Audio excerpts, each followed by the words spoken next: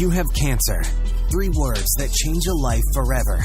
We would like to offer another 3 words. Be an overcomer. Welcome to the 1% Podcast, where our conversations with other cancer warriors, survivors, and caregivers allows us to give you that extra boost you need to face your challenge head on, live life from a new perspective, and forge a path that keeps you moving free and clear. Now, welcome your host and cancer survivor, Truett Taylor.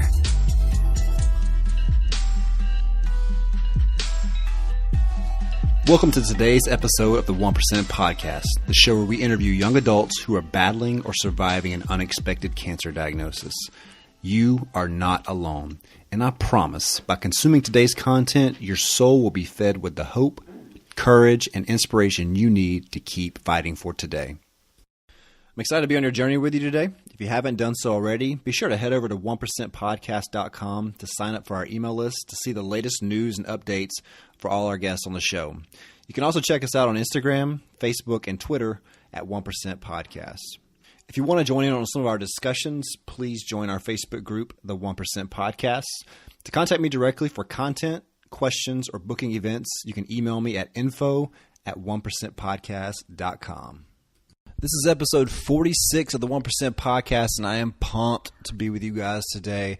My guest on the show, Miss Raveen Sethi, has got a phenomenal story to tell you guys. I'm so excited for you to hear that. But before we get into Raveen's story, let's go over today's 1% moment of truth. Today's 1% moment of truth is about vocal awareness. Your message is not just what you're saying, it's how you're saying it. I've been studying a lot from a guy named Author Joseph. He has something called the 7 rituals to vocal awareness. He's trained tons of actors and actresses in Hollywood, Grammy-nominated singers, Hall of Fame athletes in every different sport. But he has 7 rituals that help you become more aware of your true voice. So if you're listening in the car or the gym right now, I want you to go back and replay this portion of the episode because I'm going to give you the first 2 rituals in the process. You ready? All right, here we go. So I want you to start by standing up. Your core starts about 3 inches below your navel. So what I want you to do is I want you to pull an imaginary string from your navel all the way up through the tip of your nose and above your head. Notice the first thing your body does. It inhales. Your chest opens up, your core is engaged, and now you have stature. So the first ritual in the process is I want you to start by saying thank you. Thank you to God, thank you to Source, or if you don't have any spiritual beliefs, just say thank you to yourself. Taking the moment and taking the thought of saying thank you. Notice how quiet everything in your head just got. Notice the first thing your body did. It inhaled. Now I want you to turn off your brain for a moment. You don't need to understand how this works, but I want you just to simply hear these words. Love and let go. Feel what it might be like to love and let go, and please embrace that thought. Notice again, what is the first thing your body did? It inhaled. Is your space internally and externally quieter? So what I want you to do is I want you to take these 2 rituals and perform them every day all the way until episode 46 comes out next week. And so I'm going to cover the next 2 rituals in the process. All right, let's get into my guest for today. Guys, I'm so excited to be able to share this interview with you guys. Miss Raveen Sethi was a 23-year-old diagnosed with Hodgkins lymphoma. She endured 6 months of intense treatment and now shares her story to empower other young adults to bring awareness to the signs and symptoms of Hodgkin's lymphoma. In her message today, she discusses the pitfalls of being a young woman tied to the obsession of looks, We talk about mental illness, and we also talk about her newfound gratitude on life that has given her so much power. I have the chance to speak with people all the time, but I haven't met someone that's 24 years old that has this much emotional intelligence ever. Raveen is such a phenomenal person, and I'm so excited for her future. So why don't you guys enjoy my interview with Hodgkins lymphoma survivor, Miss Raveen Sethi. Hi, Raveen. Welcome to the 1% Podcast. How are you doing today? Hi, I'm good, thank you. How are you? I'm doing great. Nice to talk to you. I've just watched your video recently from Macmillan, and I noticed you and Jen were in the same video, and what a powerful story. That was, it's a quick snippet of a lot of different stories, but just, hearing, people talk about cancer in the UK, it's very interesting, the take that they have on the approach that they have. And I think it's pretty awesome for you to be in the video. What was your experience like being, part of that? When I first got approached about the video, I was quite happy because I've had conversations like this with my sister where we'd laugh at what people would say to us, or say to me and her, because she was still going through it as well. And just like, your hair's going to grow back, that was my biggest pet peeve, because people would say that, but it's like, I know that. I know that it's going to grow back. I didn't go to the hairdressers, get a chop. The hairdresser didn't cut off too much. Right. That's not the situation I'm in. I didn't choose to lose my hair. So we'd kind of laugh and make our own responses to certain things people would say to us or say to me to make me feel better, but didn't really make me feel better. So I thought it was like a really good opportunity to just be myself. And it was an element I was quite comfortable so I was like, wow, okay. And it was interesting because I met so many different people with such different experiences, different cancers, but we all shared the same common ground. We've all been through cancer, and people don't really know what to say to you when you're going through cancer. I understand that. I don't know what I'd say to someone, but I think it's about being understanding, listening, and I think that's what I hope people got from watching the video, that you do need to be quite fragile with people going through cancer, but at the same time, treat them as normal people. Right. Because some people want to talk about their stories. I found that a lot of people there was like an elephant in the room kind of situation, because I felt that people wanted to speak about it, like work colleagues when I'd go back to work, or family members, but they didn't know how to address it, or they didn't want to address it. And it was only until the end of my treatment when they said, I wanted to speak to you about it. And I wanted to speak to people about it. I wanted to talk more about my cancer, what I'm going through, because I felt like I had more of a positive experience than, say, another person did. So I wanted to speak about it in a more positive way, say that I was doing good, but it was like they didn't want to speak about it. They didn't want to approach me about it, which I get, but I just wish there was more openness within the conversation. I know you were diagnosed with Hodgkins lymphoma at 23, but tell everyone a little bit about who you are, where you're from, and what you're doing right now.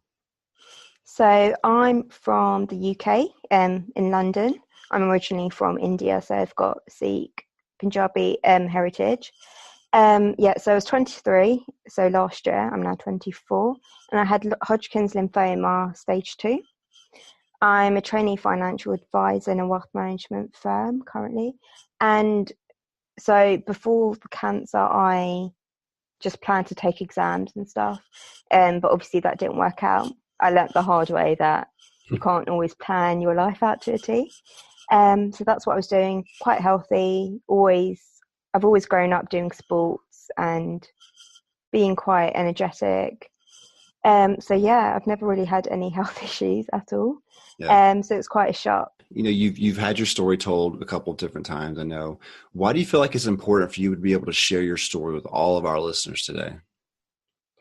There's a couple of reasons. I think one of the main things for me and with my story is you don't really hear about cancers like Hodgkin's lymphoma because it's not spoken about, because it's not life-threatening like lung cancer or breast cancer, but it's still a cancer.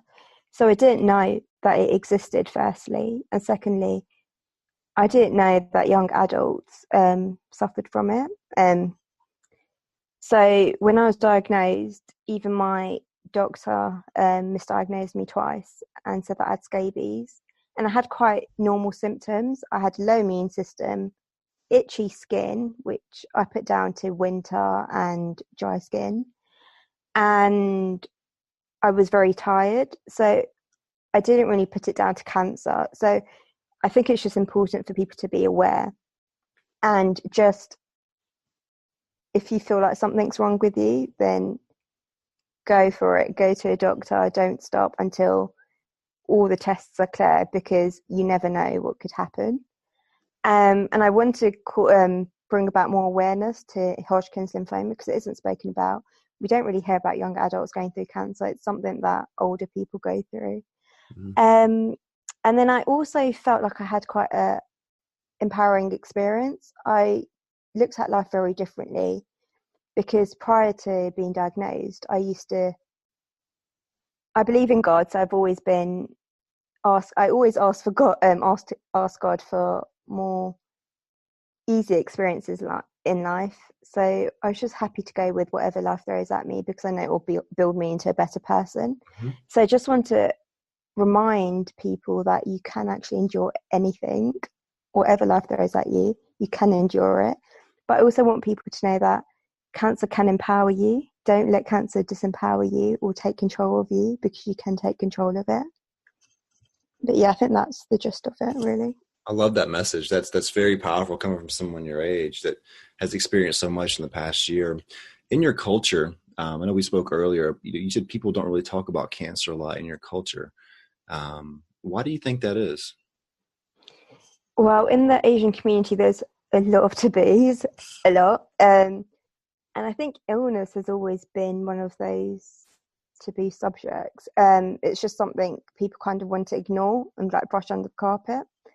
So I've got a big family myself, but we don't really hear about people within our culture having cancer, unless maybe they're older, but it's not something that's widely spoken about. You see celebrities in the news, they're like British, American, but you don't really see, like they say, people of colour like going through it. Well, you don't see it as much. It's not really shown. I think it was a shock for everyone, because firstly my age, but also just like acknowledging that it is a cancer.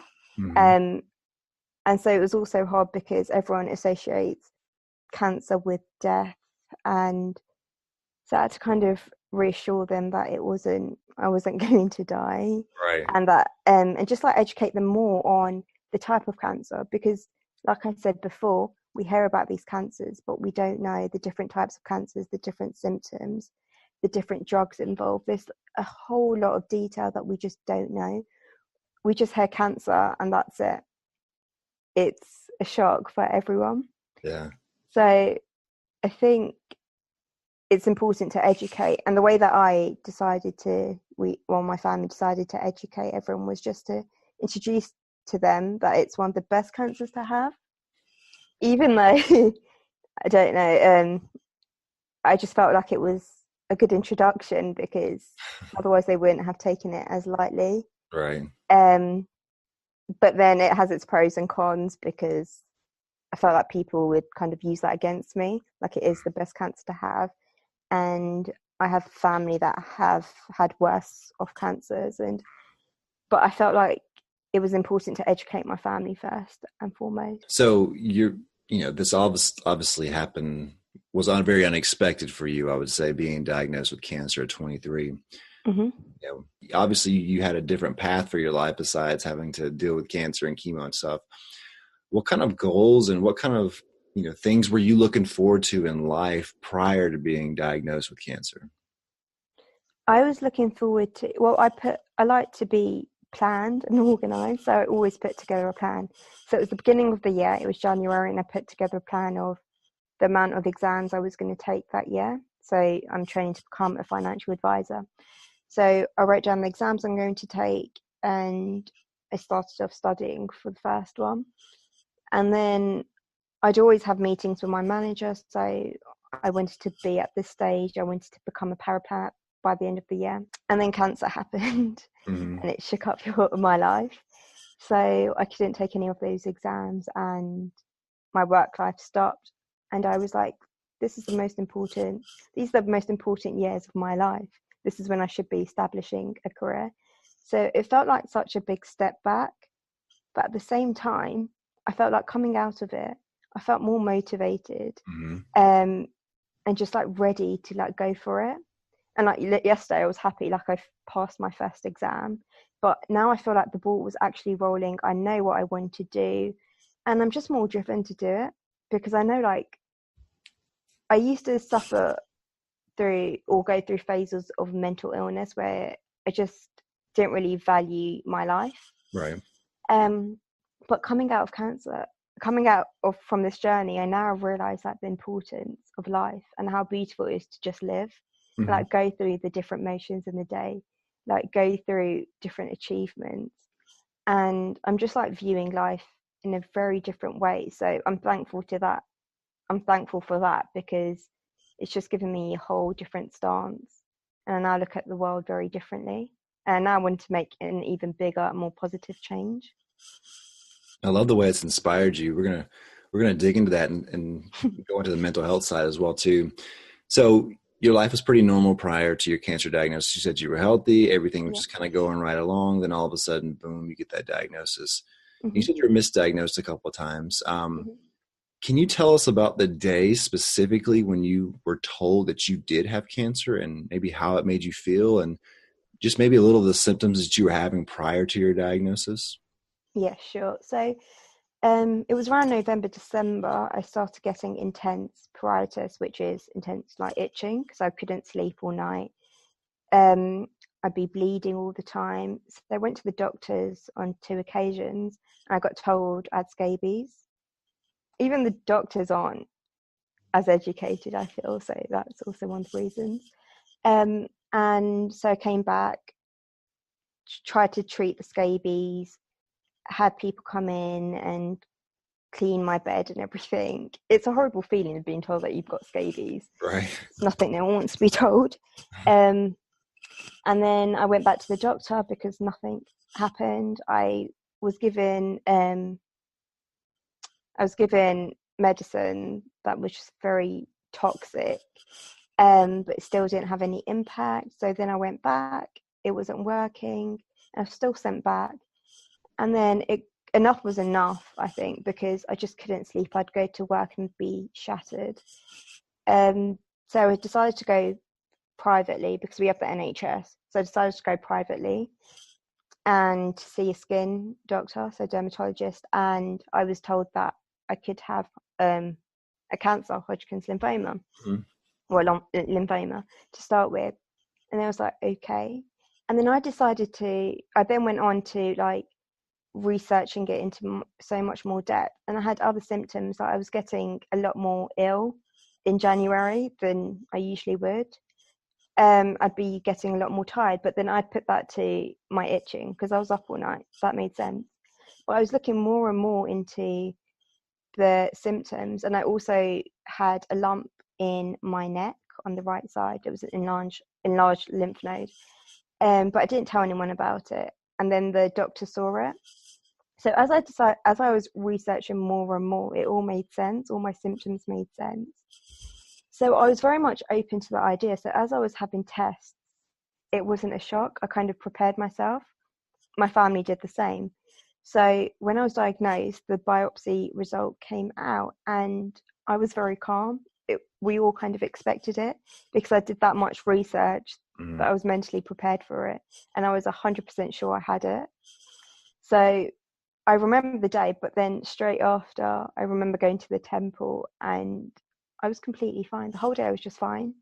Everyone else was shocked. But when you prepare yourself, I know it's something you can't necessarily prepare for, but I read so much into it. I read every Google research about it. So I was very much prepared. It wasn't a shock. It was kind of a build up. So I was kind of relieved to be told, like, okay, this is what you have. So now I can treat it. But my aim was to treat it and get rid of it. Because I wanted to get rid of my symptom because the itching was terrible. It didn't stop until probably April, May. But it was horrible and I just wanted that to go. That was my focus. So how did you feel? You know, you said you were pretty calm, once you heard the words you have cancer. that ride home from the doctor or the hospital, what were some thoughts going through your head at that moment? I think the biggest was like, what was the treatment going to be like? What are the steps now? Because cancer is very much the unknown. We have chemotherapy, but there's so much to it. You hear so much about it.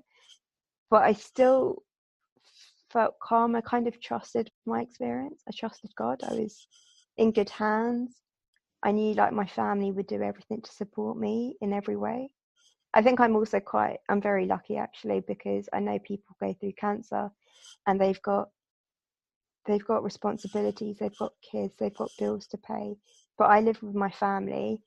Working wasn't important. They didn't want me to work. They wanted me to be okay. Mm-hmm. And they could cover that part for me. So that was okay. So I didn't have that stress that probably other people have. And that was kind of like a burden lifted. So I felt quite calm. I felt like I was in good hands in that aspect. Why don't you describe your treatment cycle? So once they started treating you, what kind of steps do they take? Do they go into detail on the types of medications that you should be taking, and what maybe some of the side effects that you had from the medication? The thing that still annoys me about cancer is the chemotherapy part, because I've always been that person that has never wanted to take medicine. Even when I'm very ill, I'd rather just like naturally get better. Mm-hmm. Even if I have a cold, unless it's very bad, only then I'll take medicine. So the idea of having drugs in my body makes me feel very uncomfortable, and it's something that I felt like I just didn't have a choice. I had to go through with it. So I felt like I didn't have control in that sense, because I didn't want drugs to be in my body, but I didn't have control. Yeah. It's like, and so that's why I always talk about cancer and the control cancer can have, but I still don't feel like you should let cancer have that much control. You can try and control what you want with your experience. That's why everyone's experience is so different. I remember speaking to someone at the beginning, and they told me how horrible their first chemo session was. And so that scared me. And I went through with my first chemo session. It wasn't anything like how it was described to me. So that's why someone can listen to this and relate to the bits of it, but then they can also not, and that's okay. But everyone's experience is different. I think we need to respect that, even if it's the same cancer, the same age. Everyone has their own story to tell. Yeah. So why don't you tell us about your treatment cycle? What kind of drugs do they give you, and how was that experience? So they gave me ABVD treatment. It was a fortnightly treatment. I think Lumetherin, was the most toxic, they Mm-hmm. say. So it affects your breathing and it's bad for your lungs. After some of the cycles, so halfway you have your PET scan, and if that's all clear, they can remove the B. So I really wanted that to happen, because when I was walking to work, a 10-minute walk was very hard for me. Walking up the stairs was very hard. Mm-hmm. I just felt like I just couldn't breathe. Other side effects was nausea. That was the worst. So every Thursday when I had chemo, I'd just be sick the whole time. So I tried not to eat the whole day, thinking I could kind of beat the system, but I still ended up puking out bile, and it was just horrible. I was just waiting for the day to end. I just couldn't eat anything without puking it out. But tiredness was also a symptom. Mm-hmm. I felt it more sometimes, less others, but I could sleep the whole day, so it was fine. I didn't have responsibilities or anything, so I found it not that bad to deal with. So at what point did your hair start falling out? So it was the second cycle beginning. They say with Hodgkins lymphoma, it's not certain that your hair will fall out.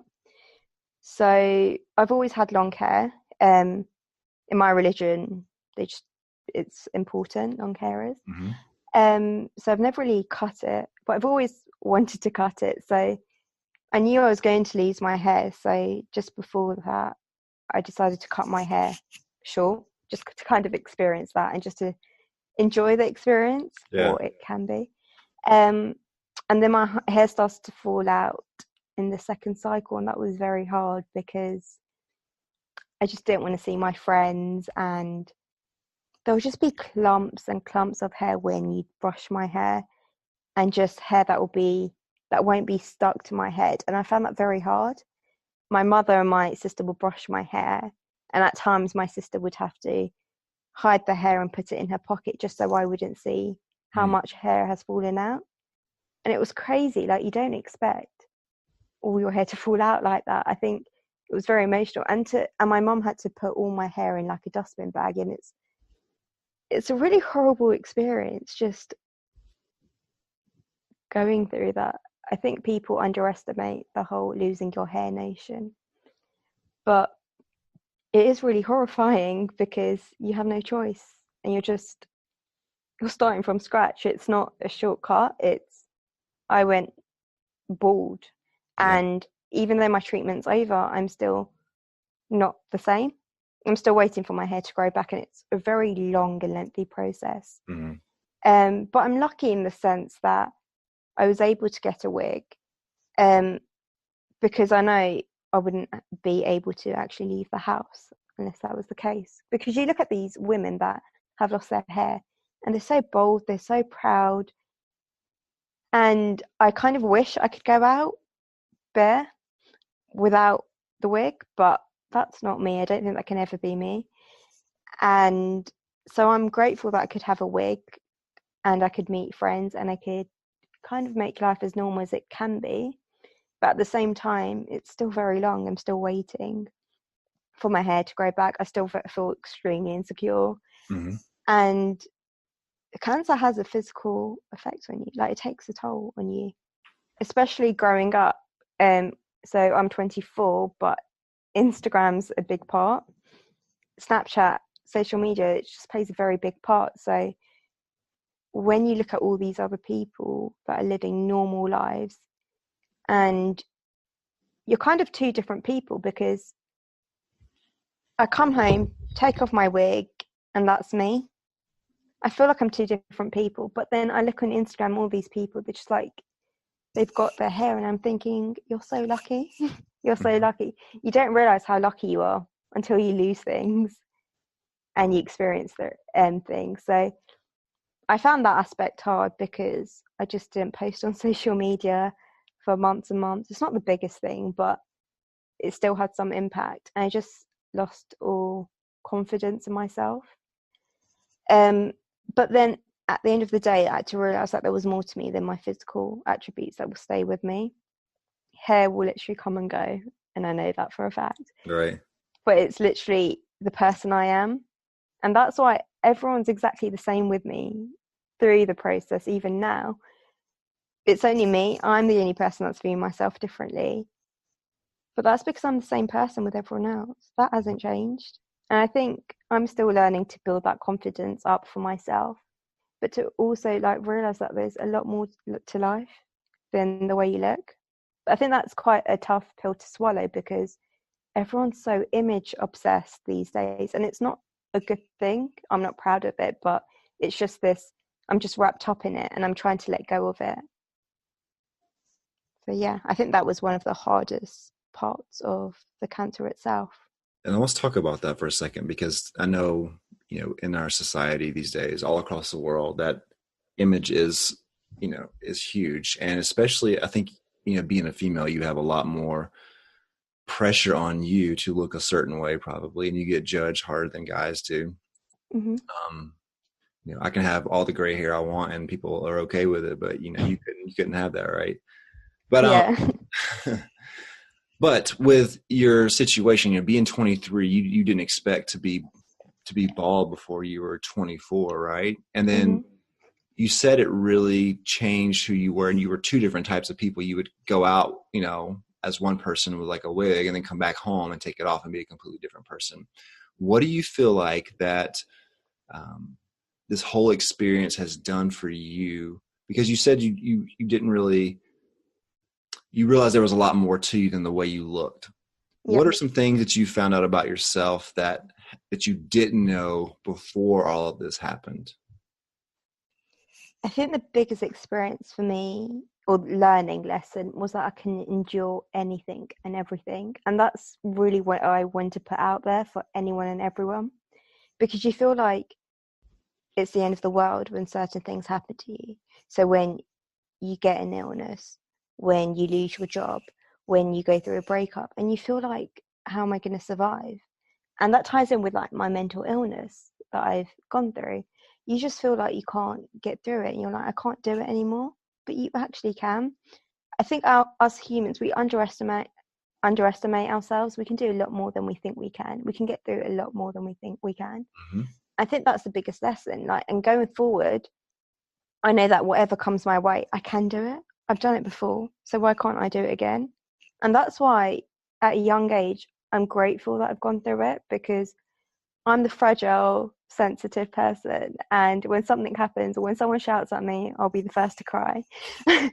So I think it was a necessary lesson for me. It was a tough lesson, but I think it was very much necessary in terms of building me up.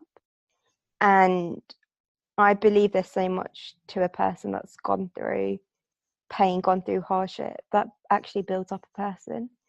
But the biggest lesson was truly that I can endure, not even endure, I can survive, I can go through anything and everything. And it doesn't have to be painful. I had a positive experience with my cancer, and it doesn't have to be bad. It depends on a lot of things, and I can't speak for different people, but I was able to be positive for myself. And it's literally about the way you look at life, but a lesson to everyone that they can actually endure anything and everything. Yeah, one thing about the whole cancer situation and in life, as we go through life, we either need to be taught or reminded as we grow, right? Mm-hmm. So there's a lot of lessons that you've been taught through your cancer journey, and there's a lot of things that you're reminded of as well too. You're reminded of who you really are and who you're not. Yeah. And you're being taught how to, to be such a strong, to be an overcomer, to be all these things, because, and I firmly believe this, that the very fact that you're being taught this way is for a very positive reason, because you have so much life left to live, right? Yeah. And you don't know what your life's going to be like 10, 15, 20 years from now, but your experience right now with the cancer is dramatically going to shape and mold who you are so you can attack larger challenges in the future. Because it's very rare for someone, to be a young adult and to receive a cancer diagnosis. And all of us who get that diagnosis at a young age, I feel like God's got so much planned for our life in the future. It's almost like we're being molded and taught more when we're younger to prepare us for the things when we get older. And for me, and I hear it whenever you're talking, like, I know that, God loves me so much that while I'm going through this, he's teaching me along the way. Like, I'm not going to die. For me personally, I know everybody's cancer situation is different, but I knew I'm not going to die from this, but I'm going to get better. It may be tough. It may be difficult. It may be, I'm going to thrive from it. Yeah. He loves me so much. He's teaching me and he's comforting me and he's giving me all these things that I need as I go through this difficult time. And for me, it only makes me love him more. And it only lets me have something more to look forward in the future. And that may be a foreign way to think for a lot of people. And that's a different kind of mindset than when you first get cancer, because you have to go through the grief cycle and freak out and wonder if you're going to die and all those other things. Yeah. Get on the other end of that and really think like that, then the way you approach your life is very differently. And now you can never, ever look at life the same because of what you've learned. And you're only 23. So you always come out so different. Yeah, absolutely. And can you imagine the type of person that you're going to be in the next couple of years? Because it's how exciting. Strong. Yeah, it is exciting. I'm really excited for you. I know you said that you had, it suffered from like some mental illness side of things, like the anxiety, depression, I'm assuming, stuff like that. I mean, what a way to, like, whenever those things, because those things come and go, anxiety, depression kind of come and go as we go throughout life. And trust me, as you get older, you'll experience things and it'll just come out of nowhere and then it'll go away and stuff. But you can always look back to where you're at right now as a reminder that you can get through absolutely anything, And I think that's so powerful for you. And I'm sure that's something that you'll hold on to. And whenever those moments come in the future, you have to kind of remind yourself, wait a minute, like, all these years ago, I was able to overcome all this. And again, like the same God that's with you now is going to be with you then as well too. And you're going to be able to overcome all this stuff the same way. So I think that's something so great. That's what I've gotten from your story so far is that you have so much to look forward to in the future. And if you can just focus your mind on that instead of, losing your hair and throwing up and all those other things that you have to go through at that point in time, I think you'll be able to really take that turn. Throughout your journey so far, have you had like one really low moment or a collection of moments maybe that you just were like, I don't know if I can do this anymore, and you just were wondering, like, it usually happens right before you decide to change your mind and go do a lot of positive things or think positively.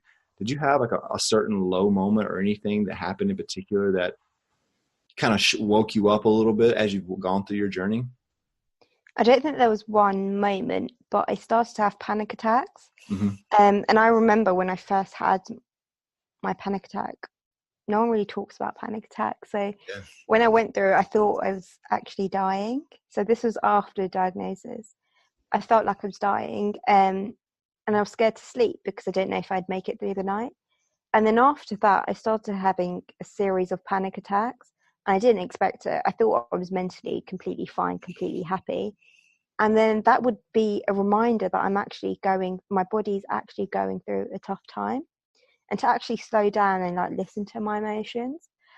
But I think I look back and all I think about are my panic attacks because they are very scary. Yeah. And I've never experienced them before. So it was only during that time, and I was just hoping that I don't come out of it still experiencing panic attacks because my body's now been introduced to them. But I'm still getting them. And I think those moments kind of like remind me of what I'm going through, what I had been through. But I think I'd say that those were my lowest times. Those are the times where I thought I wouldn't make it. Quite literally, I wouldn't make it through life. But going forward, I don't really think I had bad moments. I had more good moments than bad. Mm-hmm. And I was told that I would. But I think my hardest moment was just like the mental side of it, really, more than the physical, financial. Mm-hmm. I felt like mentally, I didn't understand how I was feeling most of the time. And I found that hard. Don't we all hate it when we just don't understand why we're upset? Right. But it's just on a much bigger scale when you're going through something like that, because I always used to think, oh, I'm good, I'm fine, I'm happy. And then I was like, no, I'm going through a panic attack. Should I see a counsellor? Am I not fine? That kind of just messes with you and makes you think, maybe I'm not okay. I think that was probably one of the hardest things to deal with. It was definitely the panic attacks. So how did you overcome your panic attacks?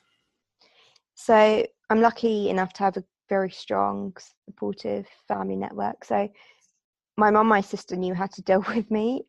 So my sister would just really ask me how I was feeling and really talk to me and try to get through to me. And my mum would take me for a drive, take me for a walk.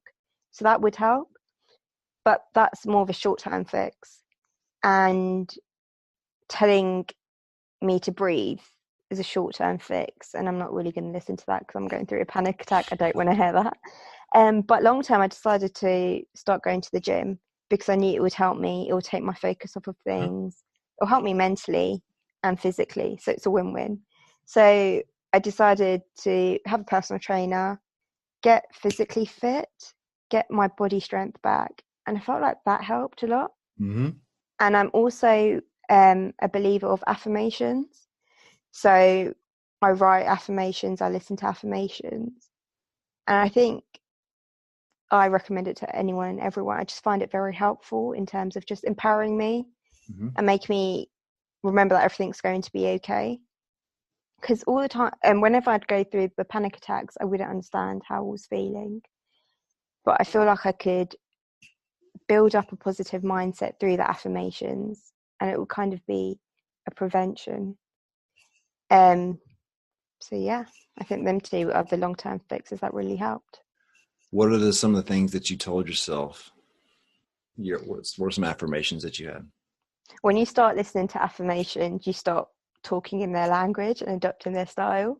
So it's things like, I am able, I am smart, I can get anything through anything and everything. I'm open to all experiences in life, and it's just reinforcing and empowering yourself. So I'd always write them down.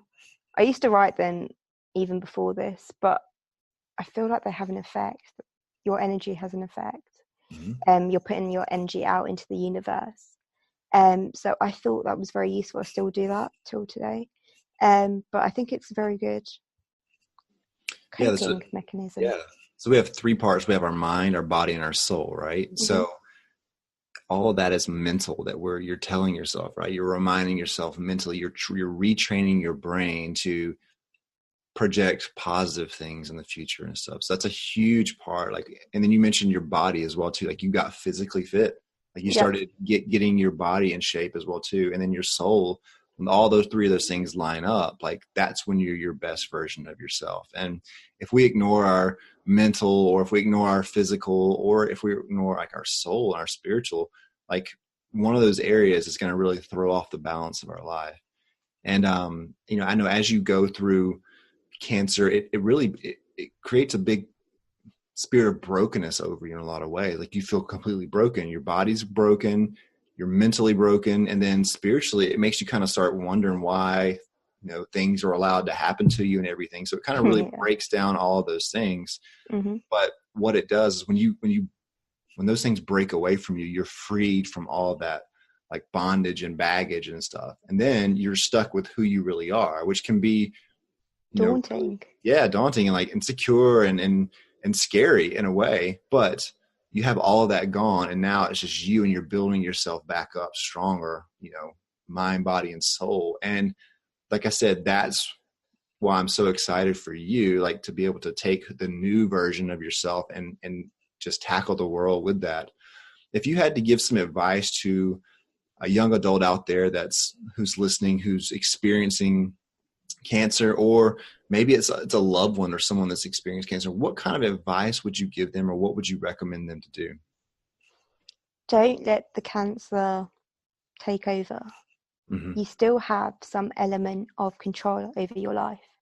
So it's, again, very subjective to your cancer, your situation, what stage you're at. But with my experience, I found, like, going to work when I could, going out to meet friends, just returning to that normal life made it much easier. I felt normal. It was a good distraction as well. Mm. So a lot of people find it hard going back to normal life after cancer, but it was quite easy for me because I went out of my way before, when I could just be at home isolating myself, but I wanted to go out. So it's important to just go back to your normal life, or just meet up with friends and just have some normality in your life. Mm-hmm. I think that's important. I'd also say you don't need to speak to people that have gone through the experience. Most of the time I just didn't want to speak to people. I heard about people that have gone through it, but I knew my experience was going to be different. Talking to people that have gone through it isn't going to reassure me in the nicest way. I wanted to isolate myself. So it's okay not to talk to people. Your experience is very different. It depends on you and how you approach it. But just like any experience in life, try to approach it with open arms. It's all an experience. It's all going to build you. Life is about experience. They say experience is the most brutal of teachers, and yes, but make the best of any and every situation. Because I've always been interested in charity, raising awareness, female empowerment, but now I've come out and I've got this burning desire to do a lot more, and I have more of a purpose. Mm-hmm. You'll find your purpose. You'll find yourself. You will have more of a drive when you come out. You'll come out a completely different person, and it might just be the best experience of your life. Mm-hmm. It might be the worst, but try to make it as good of an experience as you can. What would you say the best thing that cancer has done for your life?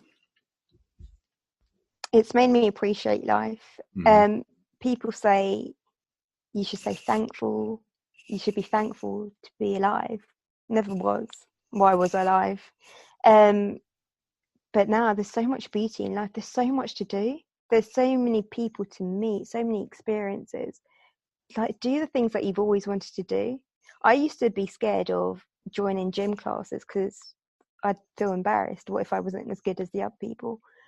But I've joined a gym class. I've just kind of got out my comfort zone. I'm going to start horse riding, do the things that I've always wanted to do, and do it unapologetically. Yeah.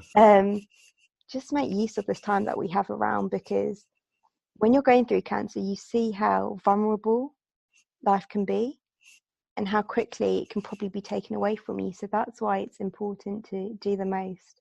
I always like to do a lot in a day. I like to achieve things through the day. So now I've got a bigger drive. I want to achieve. I want to recognize my achievements. I want to do more. I want to be the woman of my dreams. Yeah. In essence. So I've got more of a clearer image of the person I want to be. And I feel like it's probably one of the best experiences of my life. People feel sorry for me, but I had a positive experience. And like you said, like, I'm very excited about life. I'm now in this place where I'm like, now I can see why I struggled the last 2 years or so, because I'm in this place and I'm genuinely happy. I'm so happy to be alive. And there's times where I was faking the happiness. I'd look in the mirror, look at the way that I looked, and I'd fake a smile and tell myself I was happy.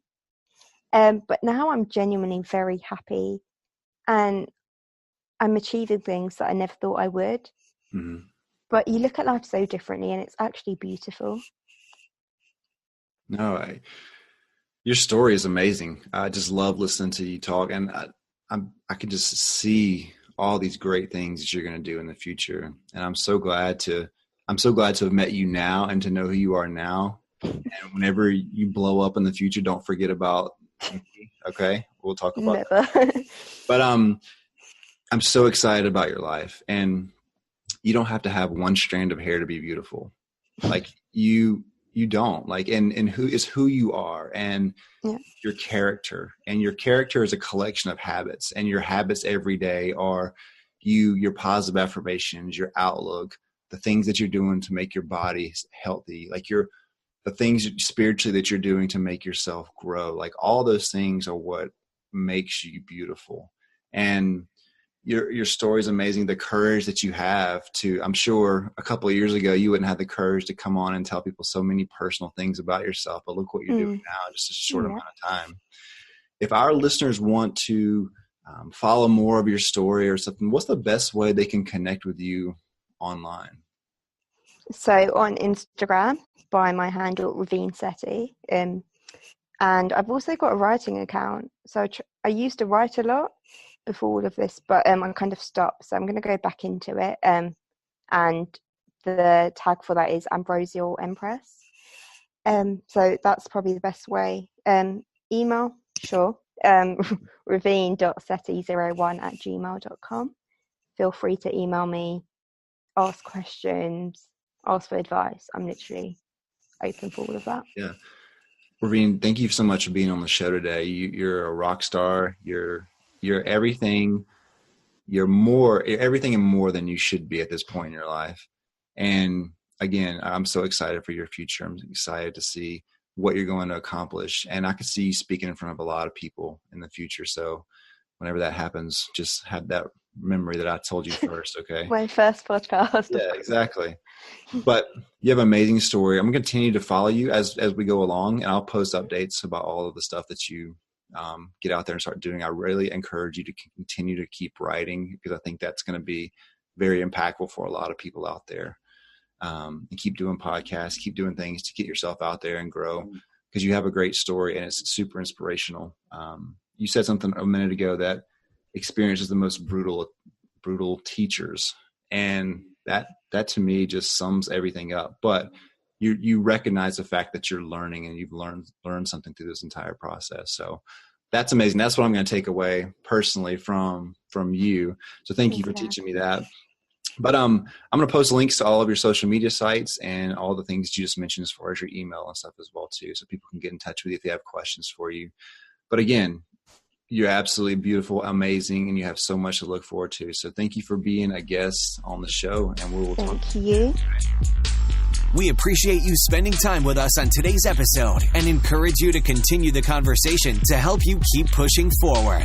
For more resources based on today's episode, as well as ways to recommend a guest and connect to Truett personally, head over to 1%podcast.com. Be sure to join us next time for more stories of inspiration right here with Truett Taylor on the 1% Podcast.